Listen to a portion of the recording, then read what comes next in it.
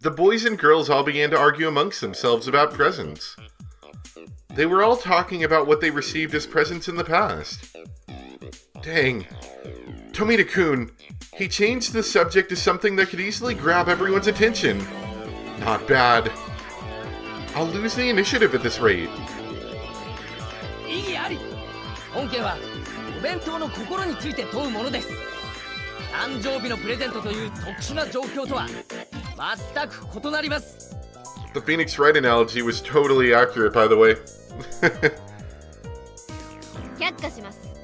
検察側、続けなさい。Dang it. さて、ここで大事なのは送り手の心と受け手の心は全く違うという点です。皆さんの目の前に実際に手作りのちょっと左右の竹の崩れてるセーターと1万円分の図書券が置かれていて、どっちがいいと聞かれたら I feel like I should get some sort of like... どっちを取ります？ Stop talking. I feel like I should get some sort of extracurricular class credit after all of this. With like the depth that we're diving into this. 図書券でしょ。1万円ですよ。1万円。コミックスが何冊買えるか計算できますか？ It's a lot of comic books, actually. 十数巻程度の単行本なら即座にフルコンプ可能です。世界に面白おかしい漫画が何十冊。これによって癒される心の疾とセーターでは比べ物にならないのです。The boys unanimously praised that with applause. Materialistic brats. But all guys that age are like that. Even I would choose the gift certificate over the sweater in that case. Hey, wait. Weren't you guys the ones who said it was about love, spirit, and taste right at the start? Since when did taste trump all? That's the stance they were taking now? 以上より送り手の心と受け手の心には何の因果関係もないことが立証されたと思います。 Is that a word? I think that's supposed to be casual. Now I'm curious again. Is that how you spell that? C-A-S-U-A-L. Yeah, I think it's supposed to be casual. つまり前原さんがどれだけ苦労してお弁当を作ろうとも、それは私たち受け手が採点に手心を加えるものにはなり得ないのです。それは詭弁だぞ、富田君。心は確かにある。 It's a big word. それが伝わるかどうかは受け手の問題だ。そうよそうよ。Ew. 私が全てだ。女の敵。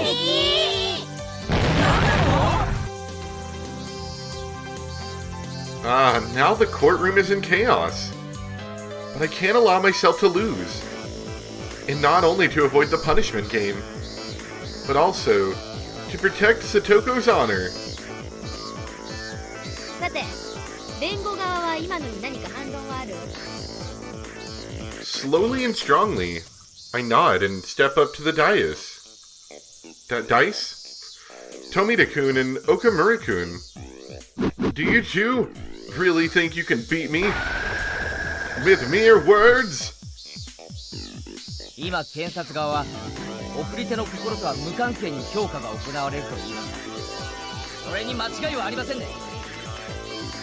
At some point I began speaking formally. そうです。前原さんがどんなに苦労して作ったお弁当でもその苦労は評価の対象にはなり得ない。では検察側に尋ねます。私前原が今日の自分の弁当としてこのお弁当とコンビニ弁当を並べたら、その評価はどちらも同じものなのですか？ The prosecution hesitated to speak. Gotcha. そう、it's just that picture again. 手作りの弁当とコンビニ弁当では全く比較にならないのです。どんなにひどい手作り弁当であっても、ただ買ってきただけのコンビニ弁当とでは比べ物にならないほどの心が込められている。そしてそれは評価されている。つまり手作りによる心はちゃんと受け手に伝わってるのです。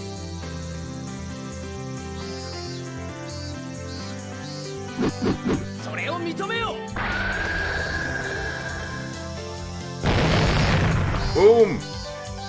With those impactful words drawn into the air behind me, I pointed my finger. The girls, led by Rinna, broke into applause. Some of the boys were admitting it too.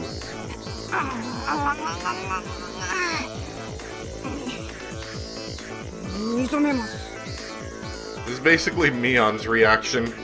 認めましたね。認めましたね。では次にコンビニ弁当にはなぜ心がないかについて移りましょう。 Oh my gosh, yeah, wait, am I gonna get a degree in this? I mean, it's like, come on. そもそも弁当で伝える心とは何なのか。意義あり。前原さんは抽象表現で皇帝を煙に巻こうとしています。 What? No. 却下します。面白そうだから最後まで聞くように。 Got them. Now I'll show you two the difference between us. 裁判長、ここでフルで理科賞承認として喚問したいと思います。 Even for Rika-chan, it must have seemed like a bolt from the blue. There's no doubt that she never dreamed the point of my spear would be aiming at her. But Rika-chan, you said it before. For this showdown, it doesn't matter. フルで理科さん、あなたの今日のお弁当は実によくできていますね。美味しそうです。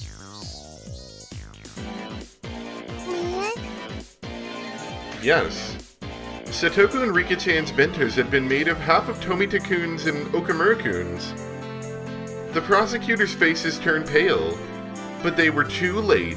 レナ、岡村君の弁当箱を持ってきてくれないか。 Oh. いいよ。裁判長、本件に僕のお弁当は何の関係も How あ does り it? ません。却下します。裁判長、この岡村君の弁当箱を証拠品として提出します。見よ、この中身を。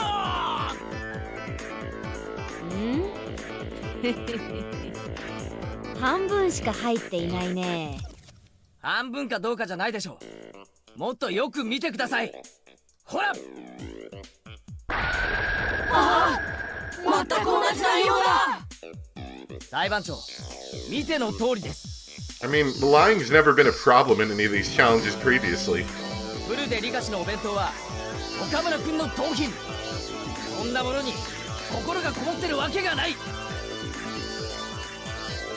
や、これは単なる偶然で。もう明白でしょう。心とは送り手と受け手のキャッチボール。ならば弁当箱はボールに当たるのです。そして本来このお弁当は彼、岡村君の母親から息子に託されたものだから、この弁当箱に詰まった心は彼、岡、それを割り込んで奪ったらもうそれに心はないのです。 Dun dun dun! Yay! That did it. あれ、そうなの？リカ君、そうなの？みぱー。なるほどね。 Mion, the judge, folded her arms and began to hum. I couldn't even take a guess as to what Mion was laughing about. Frankly, I didn't know whether I would win or lose. よし、判決の前に主文からにしようかね。 The entire classroom quieted. まず被告前原圭一の弁当が客観的評価として非常に出来の悪いものであるのは間違いない。However, due to a technicality, you're not the loser. それはこうしてみんなの採点の集計結果が物語ってるからね。Gah. でもケイちゃんの言う通り、料理は味だけじゃない。心もまた隠し味として認められるべきだよね。でもそれは得点評価で言えば小数点以下。本当に微細なもので、その出来具合の評価を改めるには至らない。Grr. さて、ここでそもそもの今日の弁当勝負の原点を探りたい。そもそも今日の勝負は何が大前提なのか。そう、被告前原圭一が自炊できるか否かが問題になり、その成果を測るために催されたものだった。そうだよ。圭一くんはちゃんと作ってきたよ。That stung my conscience a bit. But for the showdown, it didn't matter. ならばこの勝負の大前提は自炊、すなわち手作りであるか否かだよね。でもリカちゃんはそれを怠ったとなると、それは出来以前の問題、すなわち失格ってことになるのかな。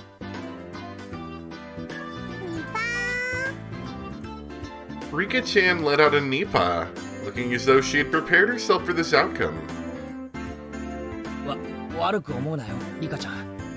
部活は非常なのだ。さすが圭一なのです。最後の最後まで頑張りましたですよ。Rika-chan demanded I lower my head, then she pet it. というわけでこれにて一件落着。今日のビリはフルでリカ。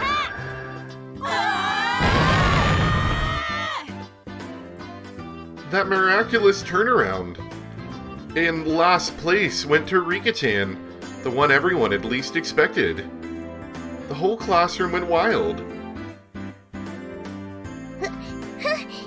よくもこんなひどいお弁当でビリを免れましたのね。Bah.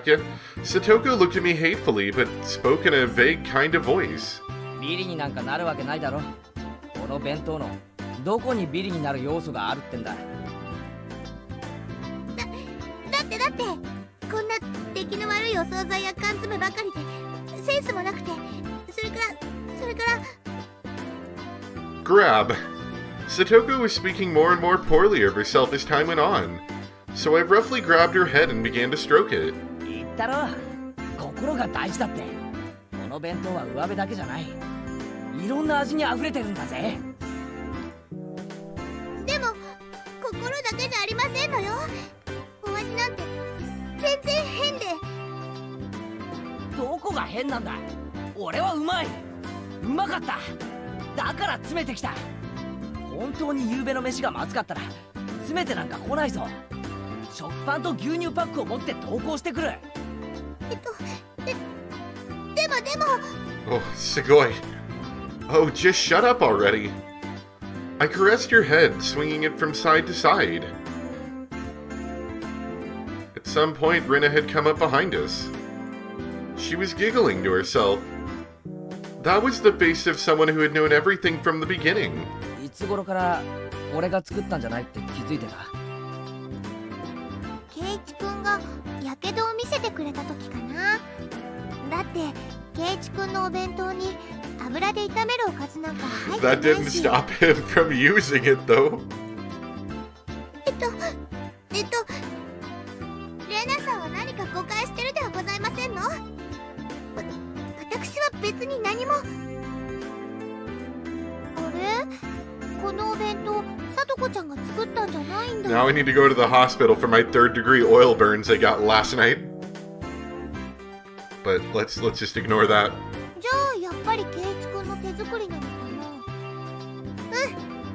じゃあ圭一くんの手作りなんだね。Rina smiled roguishly and turned from Satoko to me. きゅうりとかを切るときは包丁をほらこんな感じで引くの。彩りなんかはね、お野菜を上手に加えるといろいろ表現ができるんだよ。This lecture was clearly not meant for me. でも前に見せてもらった時よりもずっと上達してたよ。ちゃんとお勉強してるんだね。きっとこの調子ならもっともっと上手にお料理が作れるようになるよ。 She continued saying words clearly meant for Satoko while facing me instead. Satoko was wearing an ambiguous look and couldn't even nod her head at her. とにかく誰が何と言おうと俺は今日の弁当を気に入ってるんだ。今日ばかりは誰にも分けないからな。俺が一人で全部食う。あ、ケチなんだ。レナも食べてみたいな。 As we were going back and forth, Satoko rubbed her eyes as though she was drowsy, then announced to Mion and everyone else. 私も実は富田さんにお弁当を分けてもらいましたの。バカ工場なんで言っちゃうんだよ。 If she'd kept it a secret, then at least she would have been saved. Tomita-kun looked at her with an expression filled with regret and surprise. そうだったの？ほんと？ありゃ。 Mion spun her finger around, then pointed to the hallway, sentencing Satoko to the punishment game as well. Satoko left the classroom behind her, completely prepared, as though she was going with Rika-chan on an errand. リカだけに行かせられませんわ。地獄の底までお付き合いしましてよ。そんなとこまでついてこなくていいのですよ。まったくケイイチさんも嫌味ですわね。リカだけを晒し者にするなんて本当に意地悪な人でございますこと。 I didn't mean... I couldn't just return Satoko's kindness with malice. ね、本当にサトコはおバカさんなのですよ。 Bak-san? Rika-chan spoke so that only I could hear, grinning happily. では、そろそろ行きましてよリカ。罰ゲームも部活メンバーの務めでございますわ。 Satoko seemed awfully happy, not frustrated in the slightest, like she always was when she lost. Dang. Rika-chan's right after all. Everyone here's a moron. ミオ、俺も白状するぞ。今日の弁当は俺が作ったんじゃない。 Oh God, did anyone actually make any food? 俺も同じだ。だから行ってくるぞ。罰ゲーム。ケイちゃんまで？どうなってんの？ She can't hit all of us at the same time. 頑張ってね。罰ゲーム。救急箱を用意して待ってるからね。あらかじめ救急車の手配を頼む。場合によっては霊柩車だな。 Leaving a bewildered Mion, and a happily smiling Rina behind in the classroom, I went into the hallway. 何やってるんですの？せっかく買ってたのに。わざわざ罰ゲームに名乗りを上げるなんて物好きにも程があるでございましたよ。そうだな。物好きにも程があるぜ。まったく今日の罰ゲームを甘く見すぎですのよ。私たちならともかくケイイチさんじゃ大変なことになってしまうかもしれませんわね。肋骨の1本や2本の覚悟終わりでしょうね。肋骨は痛そうだな。俺痛いのはダメなんだ。ケイイチさん Not many people do. はおとなしく私の相槌を打っているんですのよ。私とリカでうまくやりますから。まったく罰ゲームの面倒まで私が見なくちゃダメなんて。まったく。 I already knew that her pouty behavior was a sign that she was in a really good mood, so it made me want to smile. Hey, 俺さ、野菜炒めが食いたいんだけど、サトコ作れるか？まあ頑張ればできないことはありませんわよ。上手に作れますですよ。サトコの野菜炒めは大好きなのです。She was uneasy at first, but once she got assurance from Rika-chan, she turned back and looked at me with once more confident eyes. じゃあ決まりだな。今日学校が終わったらいろいろ買い物に行こうぜ。俺じゃあ何を買えばいいのか全然わかんないし。You're gonna need some more そう oil, ですわね。 since you wasted it all on a giant bonfire in your kitchen. 平一さんじゃスーパーでお買い物なんてまだまだ早いでしょうし、私が見てなければ不安ですからね。そのさとこも僕が見てないと間違えたお買い物をしちゃうんじゃないかと不安なのです。リカ The conversation continued as we walked, until we arrived before the door to the teacher's lounge. さて、罰ゲームなんかちゃっちゃと済ませて、今晩の献立の話でもしようぜ。 Assuming the menu isn't, like, baby food because we can't fit anything down our throats in the hospital bed. Our jaws don't work anymore. Rika-chan gleefully grabbed onto my arm. In turn, I pulled Satoko to me, grabbing her shoulder with my other hand. 死ぬときゃみんな一緒だぜ。誰も一人でなんか死なせない。みんなで一緒です。誰も一人でなんか死なせないのです。不謹慎な話ですわね。私はそんな物騒なのごめんですわよ。She may have sounded annoyed, but she was so happy it was gonna make me blush. よし。 Well, that's doki-doki right there. 扉、一枚向こうは死後の世界だぞ。みんなで戻るぞ。みんなでだ。みんなでですわよ。では、行きますわよ。Slam. We opened the doorway to the world of death. is that curry right? Yeah, that's curry right there. And like she did every day, just as the sun rose in the eastern sky, Chi-sensei was eating curry for lunch. It was a store-bought, but she made the point of eating a different brand every day. あら、前原君に古出さんに北条さん、どうかしましたか？ Are you guys screwing around again? She appeared to be in the middle of a moment of supreme bliss, her mouth full of her beloved curry. And we were to pick a fight with her. What a crime this punishment game would be. However, it was what we had to do. For that was the rule of our club. The three of us held each other's shoulders tightly once more. じゃあ行くぜ。いいか。いいかじゃありませんわ。圭一さんはおとなしくしてるんですのよ。すべて私と理科でやりますから。私に今だけ命をお預け遊ばせ。ファイト、おーですよ。Fight! あなたたち？ We could see 2 or 3 question marks popping up above the teacher's head. Alright, Satoko. This is the only time I'll trust you with my life. Because I'll be shutting my eyes tightly and only thinking about what we'll be having for dinner. Is that a book on curry, by the way? On the desk? I think it is. I'm leaving it to you. I think she's even got, like, garlic and ginger in little jars on the desk. Satoko inhaled deeply. And so... Hey! oh! Oh! Oh! Oh! Oh! Oh! That wasn't okie dokie at all.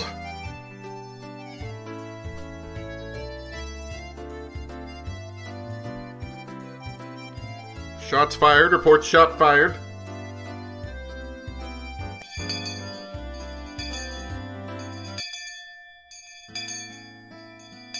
That was the ring of the bell for the gates of heaven as we slowly drifted into the sky. In the end, my selfish request was readily granted.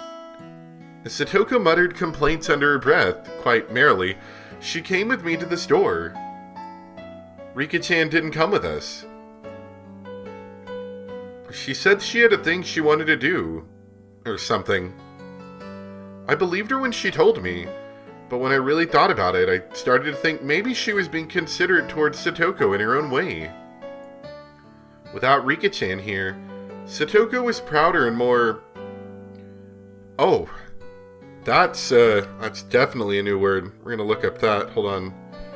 Loquac... Let's see. Loquacious. Loquacious. Tending to talk a great deal, talkative. Than ever. いいですこと？スーパーというものにはタイムサービスというものがあるんですのよ。例えば野菜炒めに欠かせない豚肉ももう少し待つと半額にまで下がるんですの。お肉やお魚は鮮度が下がったら売れませんからね。お店も売れ残さないように土壇場では安くしてくれるってわけなんですねよ。Look at these boxes up here.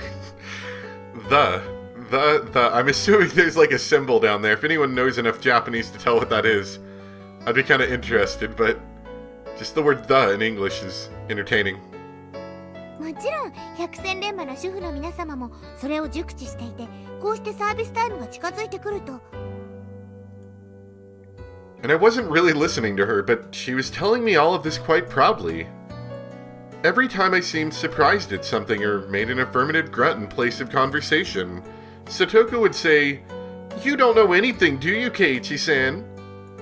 and smile very happily in spite of her complaints. She led me by the hand to all sorts of stalls, one after the other. She was in such a supreme mood that just being with her cheered me up.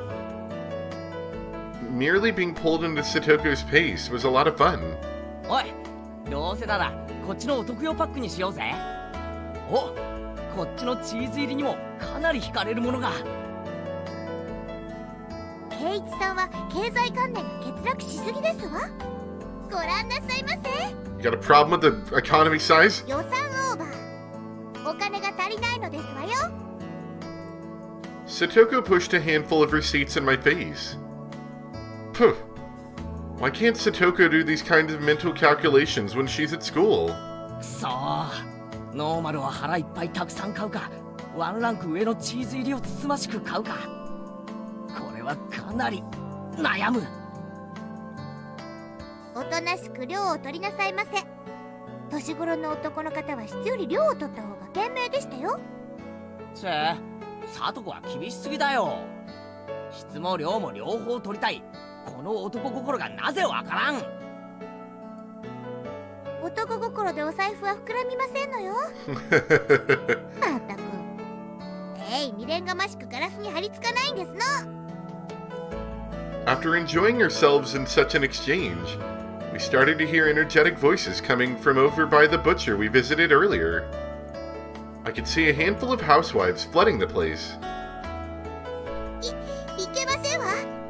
早く行かないと半額豚肉がなくなってしまいますわ。あいてててててて、引っ張るな。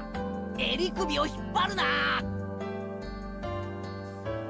Satoko really seemed like she was having fun. She looked like a kid who had grabbed her family's hands while running towards an amusement park attraction. In the end, the bag of pork we obtained was so normal that it almost hurt, but I knew that it would taste absolutely delicious. The cicadas had come out at some point, and the Higurashi were singing in chorus. The air was so clear, and it felt so good. Our silhouettes stretching out on the ground made for a really wonderful picture. We had filled our bicycle baskets to the brim with our shopping bags. They only contained ingredients and various other foodstuffs. Even so, every last thing packed in them sort of looked really happy. It made me feel really happy in turn. 夕食の買い物ってのもおつなものだな。晩飯が楽しみになるっていうか、待ち遠しくなるっていうか。それもまた自炊の楽しみでしたよ。お買い物のうちからもう夕食は始まっているんですもの。野菜炒め楽しみだな。うちのお袋のメニューにはさ、野菜炒めってないんだよ。だから中華屋で外食する時くらいにしか食べられないんで、今日は本当に楽しみなんだよ。それはお気の毒でございますこと。では今日は特別に美味しいのをご披露して差し上げましたよ。Normally, right about now was the time I would start messing with her. But I didn't. ああ、さとこならきっとうまい野菜炒めを作ってくれる。すごく楽しみだよ。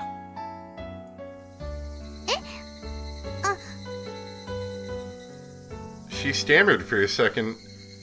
Satoko had been prepared for me to start making fun of her right then, too.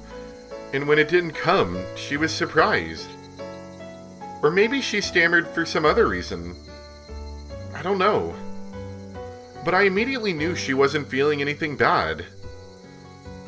ええ、とびきり美味しいのをごちそうしましたよ。楽しみにして遊ばせ。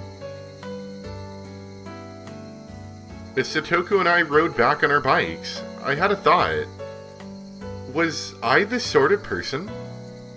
Until now, I would have lashed back at Satoko right away if she did something to me. Yeah, that was the kind of relationship we had. We would poke at each other a little, then kick up a storm while nitpicking at one another. At some point, that had changed. We weren't playing our usual tit for tat. I didn't provoke her, so we didn't fight. That went for Satoko too. Satoko, who I thought I knew, hadn't been like this until now. Our relationship was changing, little by little. That's what it felt like. But it wasn't something I had to worry about. It was like our relationship had become a little bit happier, a little bit more charming. I wonder why we changed like this. Was she lonely? And projecting her older brother Satoshi, who hadn't returned home, onto me? Rika-chan told me about that yesterday. That was probably exactly it. So as my actions drew closer to Satoshi's, Satoko was returning to how she'd been when she was living happily with her brother. In other words, this Satoko was the real Satoko. Satoko had been able to see her brother again, and had finally gone back to normal. Now that I'd been playing the role of her brother, I discovered that she could really smile so sweetly. But I wasn't Satoshi Hoijo. I was Keiichi Maibara, a totally different person. I couldn't become her brother. I could come close, but I could never really get there. That was vaguely somehow a little sad. I was wearing Satoshi's mantle, and that would have to come off one day. And that would doubtlessly put an end to this meager, nostalgic, peaceful time of Satoko's. A limited tranquility. A tranquility that would end one day. Putting it in those terms, it really was sad. I shook my head firmly, and drove off those pointless thoughts. どうしましたの、ケイイチさん。ごめん、なんでもないよ。なんでもないならそんな変なことしないでくださいませね。何か悪いものでも食べたんじゃないかと不安になってしまいますわ。へいへい、ごめんよ、さとこ。Nagging like always, but she still seemed really happy. That mood of hers drew me in, putting a smile on my own face. Hey, Keiichi Maibara. Why don't we quit thinking about this having to end one day? If it will, then just think about it when it happens. There was one thing, however, that I could say for sure. As long as I smiled like this, Satoko's own smile would never wane. So as long as I stay this way, this tranquility would never end. Satoshi would come back one day too. That might happen a lot further away than I'd like, but until that day, what's wrong with me being a replacement for him?